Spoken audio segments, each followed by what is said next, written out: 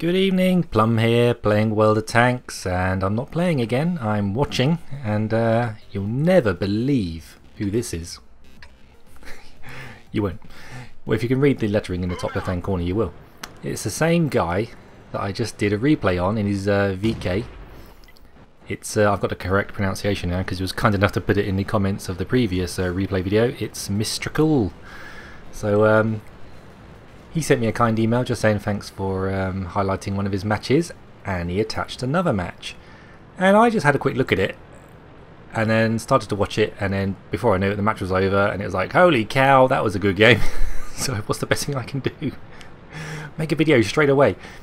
So I've been doing that for the last hour and a bit, just getting this footage together of this match.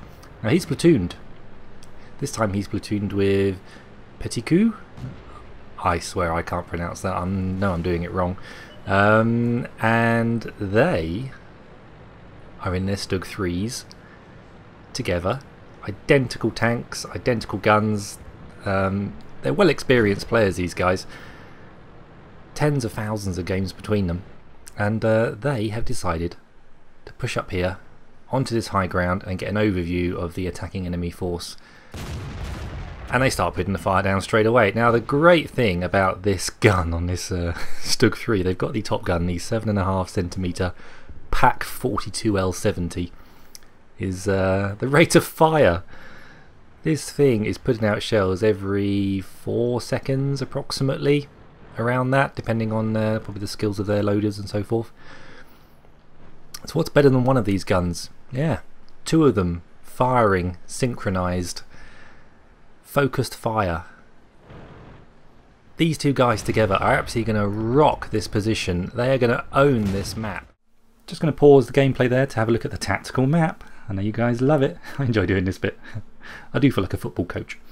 Anyway, our guys, they're sat here, and in their TDs they have got complete control of our end of the map, and it's a fantastic position to be in because the enemy, God bless them, have sent no tanks this direction. They've sent no tanks this direction. They have sent nearly everything this way, and to start with it does appear to work for them.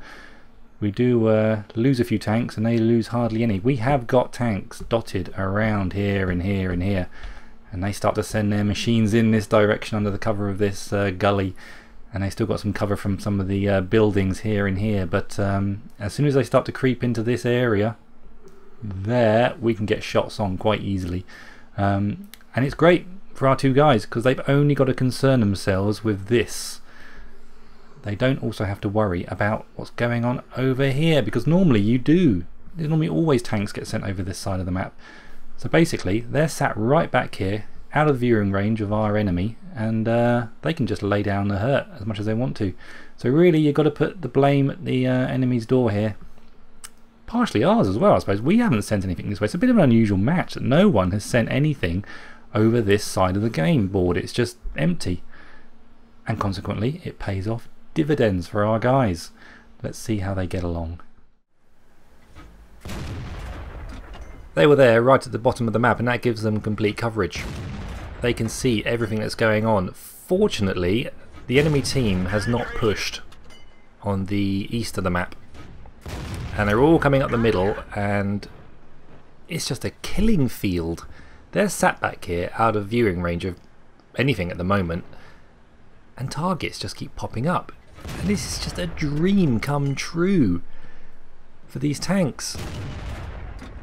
Kill after kill just keeps coming their way. How many kills do you think they're going to get by the end from this spot?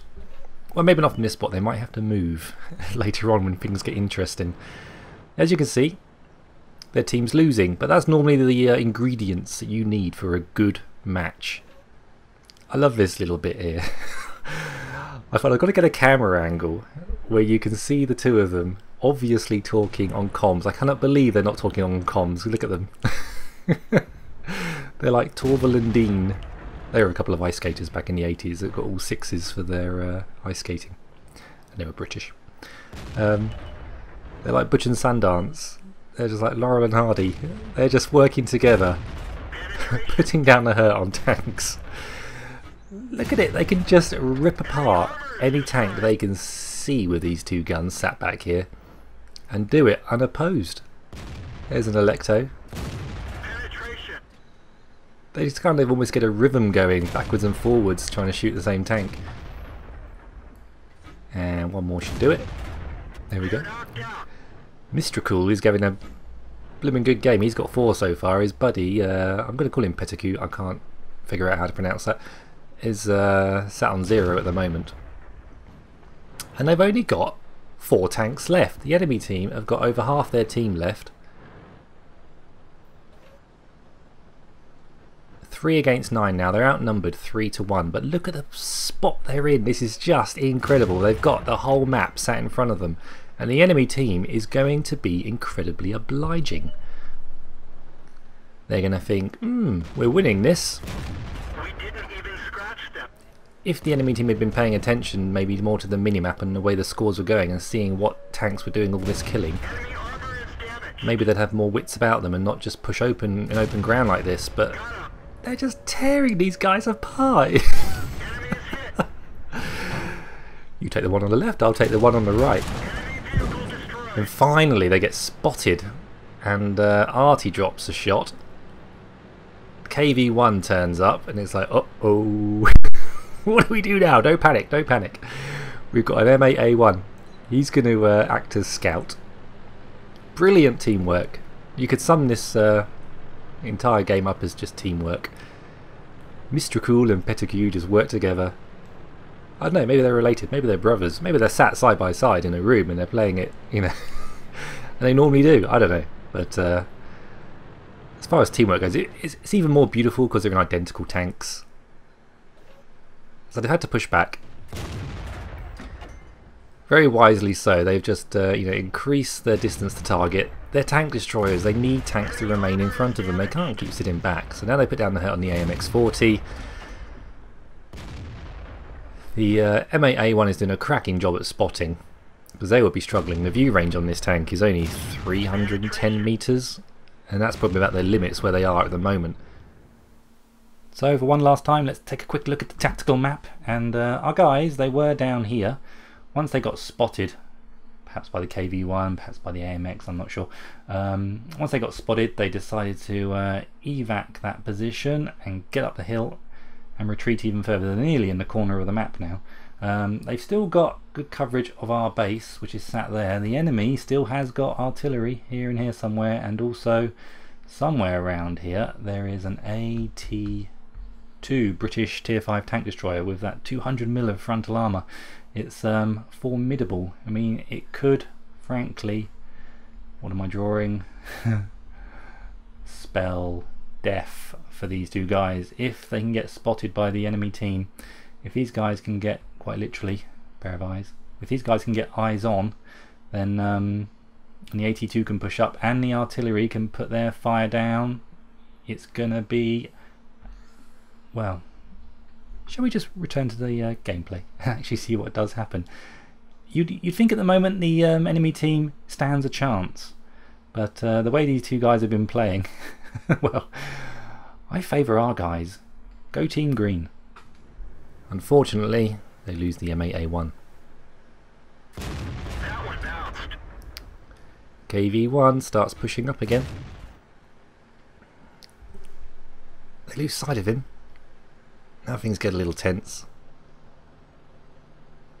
I imagine the KV1, if it could hit one of them, would seriously hurt it. Right now their superiority is in their position and their firepower, just the amount of shots they can both put down on a single target. It's just utterly glorious. I want to do this on the next time I get on a TD with a platoon with someone. We've got to sit somewhere at the back and find a dominating position over the map, if there is such a position, and do exactly this. Oh, there's the poor little Frenchie. There was a poor little Frenchie, no more. KV1 decides to have a go. KV1 decides to show his whole broadside to these two, and it's all over. Peticu gets him, and so all they've got left now is a couple of artilleries and the British AT2 tank destroyer, which is formidable.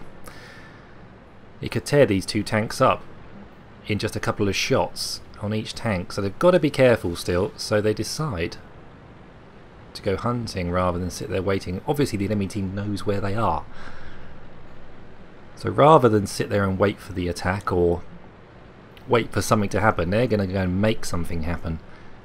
I bet right now their heart rates are pounding, especially Mistrekul. There's still 3 tanks left to kill, if they can kill them all. I mean, for all you know, this could be a heartbreak game. They could come so close but end up being destroyed. What's it gonna be? So they decide to push down the west flank, sorry, the east flank, and go hunting for Artie, I assume is their plan. For my liking, I wish they'd stick a bit closer together. They're a little bit far apart. If they find something, they want to start hammering it straight away. But then fate intervenes and the flag starts getting capped, which is good for them really. They're in their TDs, long range snipers. This is their specialist job, to go and destroy targets from range.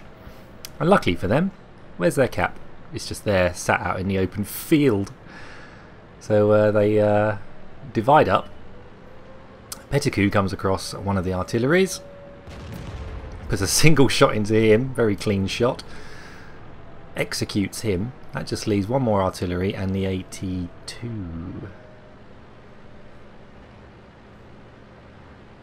What's going to pop? Try not to hit that tower. Don't. So there's the M7 Priest and the accuracy of this gun. This is patch 9.2, so it's quite an old game. I say old, it's probably about 4 months old, but it feels old when you say 9.2, and we're now in 9.6. So the AT2 was briefly spotted. Where's he gone? Not very far in an AT2, I can tell you that much. I've got one of them. You don't go very far in an AT2. Here he is.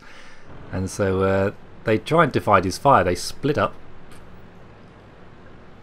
Peticu's gone further around. There he is on the left hand side of your screen. And you can just see Mistrekul at 12 o'clock there, between the trees. Luckily, Peticu can start putting the fire down. He tracks him and starts getting the hurt right into his side, and he can keep penetrating him shot after shot. Still tracked, the AT2, just going to sit there. And ultimately, in the end, the end of the game is just straightforward. The AT2 driver in chat appeared just to say, I can't believe how good you guys are. And he just sat there and let them kill him, pretty much. Let's take a look at the post-game stats. So that was Mistrekul in his Stug III with his partner in crime, Peticu, also in a Stug III. And you could see how absolutely formidable they were, sat at the back of the map there. They completely owned that game from start to finish. Obviously they couldn't do it without the team, it's a team game, but luckily their team sat out in front, lit everything up. Everything that approached their flag or their end of the map just got annihilated by these two guns, firing in quick succession, focus firing, absolute joy to watch, and they picked up some medals. I can't believe you only got a first class mastery. I imagine it's quite a popular tank, so it probably is quite difficult to get your ace tanker. And he was sharing a lot of the because they were sat right beside each other, you know, they were sharing out all the XP between the two of them. But that was good enough for Mistrekul to bring up his Radley Warders medals. So that's 8 or 9 kills in a tier 5 or higher game. Also gets Top Gun, High Caliber, Brothers in Arms, and Crucial Contribution. 12 kills between them. Obviously they're first and second. Quite the carry in the end, and 32 shots fired, missed a fair few, but they were over extreme ranges. 18 shots hit, but like I say, dividing it between the two, yeah, absolutely formidable. It says down here his back hurts from this carry. Yeah, I can imagine. I imagine your heart was pounding at the end of that game. He considers the Stug a bit OP in the camo value department, and it seemed to be they didn't get spotted until halfway through the match when things were really quite close to them. But they also did have camo skills and a net, at least Mistrekul did. Anyway, thanks for sending that one straight in, and I wouldn't normally do that, do another replay of a player straight after just doing one, but I enjoyed that match so much I just had to do it. So yeah, thanks very much, mate. What does that leave to say?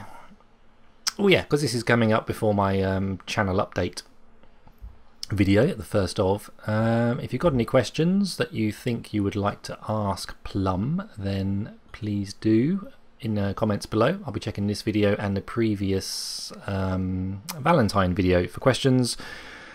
Like I said before in the Valentine video, keep it clean and you know, respectful, and you'll probably get an answer because I don't get that many comments. So maybe even the more obscure the better. Things like, how long does it take hot water to get to your bathroom tap first thing in the morning? That's an important question. It's one of the first things I ask when I find out someone's moved into a new house. So I could laugh or not. It takes about 10 minutes for the hot water to come through. It's ridiculous. Anyway, keep your heads down. Drink plenty of water. And I'll play tanks again soon. Take care. Bye-bye.